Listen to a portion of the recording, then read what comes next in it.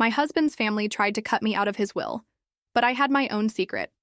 My husband, 42M, and I, 38F, have been married for 10 years. We built a life together and were financially stable. Last year, he was in a serious accident that left him in a coma for 2 months. During that time, his family tried to take everything. His parents and sister went behind my back to his lawyer and tried to change his will so that if he died, everything would go to them instead of me. They claimed I was just waiting to take the money and that I wasn't really family. Luckily, his lawyer refused, but when I found out, I was devastated.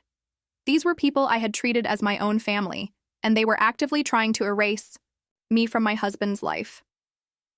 When my husband finally woke up, I told him everything. He was furious. He confronted his family, and they acted like I was the villain. They said they were just protecting his legacy and called me a gold digger. That's when I dropped my own bombshell. I had already filed for divorce, not because of the accident, but because I knew about the affair. 6 months before his accident, I found out he had been cheating on me with a younger woman. He promised it was over, swore he still loved me, and begged me to stay. I agreed, but only to protect myself. Behind his back, I met with a lawyer and made sure I was entitled to my fair share. I didn't tell him because I wanted to wait until I was fully secure.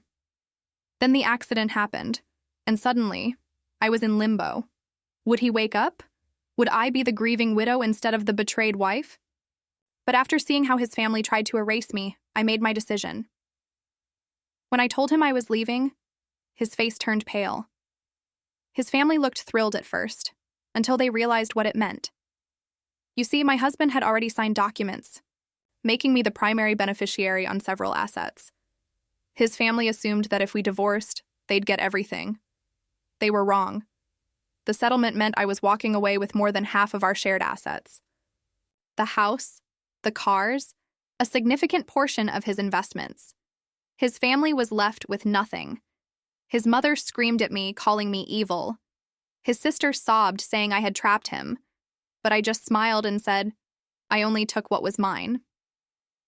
Now, I'm free, and my ex, he'll have to learn to live without me and without his money.